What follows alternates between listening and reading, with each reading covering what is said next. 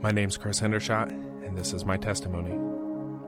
Growing up as a kid, my household wasn't very religious. I knew who Christ was, but I didn't really understand what he had done for me. We didn't really go to church that often.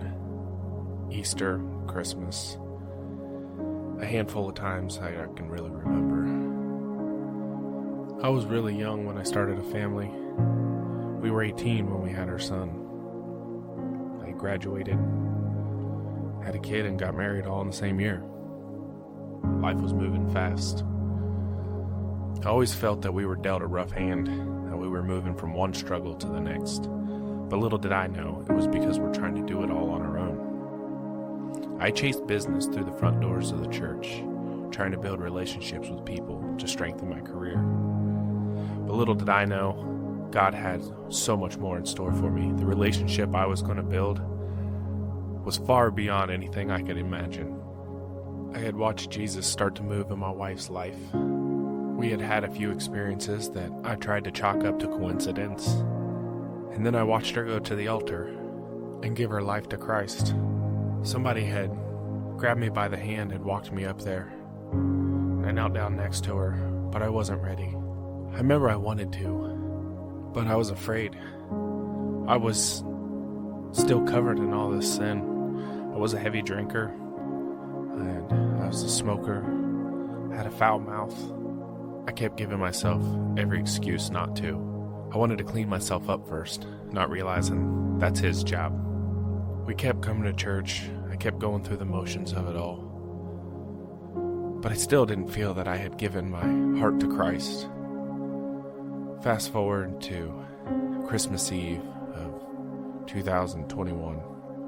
We had the wife's family over for the regular Christmas Eve dinner, but I was excited to try to go to the church. It was the first time I was going to spend Christmas Eve in the house of the Lord, and I really was looking forward to it.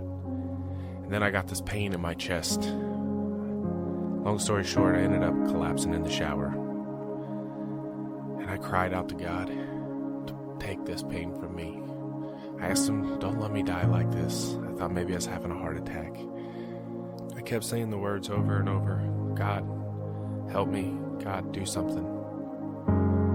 And then I said, Jesus, help me. And it was like someone flipped a switch, and all the pain just left me.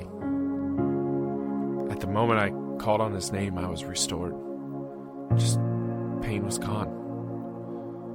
Still, I chalked it up to a coincidence. I didn't understand why that happened. I didn't tell anybody. Went on with the night. We went to church. I went on with the next couple of weeks. And then New Year's Day, that evening, laying in bed, all that pain come flooding back. And I thought, Jesus did exactly what I asked. He took the pain away and got me through the holidays. And here it is. The holiday's over. I asked my wife to take me to the hospital, and I found out I ended up having to have my gallbladder taken out. As I laid there in the hospital bed, just reflecting on everything that had happened over the last couple of weeks, the last couple of months, watching him move in my wife's life, seeing all the change and the happiness he had brought my family, I just didn't know how I couldn't see it. It was so clear. And then the surgeon came in and wanted to speak with me. Asked me if I had a high pain tolerance. Said my gallbladder should have came out 2 weeks ago. It had started to calcify. And I teared up, looked him right in the eyes, and I told him, yeah. But Jesus did that for me. And he looked at me like, oh, you're one of those. Yeah, I'm one of them. And in that moment, I realized I had been in the palm of his hand the whole time. I had already belonged to him. And from that moment forward, he cleaned me up, got me to quit drinking, got me to quit smoking. It changed the way I talked. It changed everything about my life. I'm no longer the man I used to be, but that man doesn't exist anymore.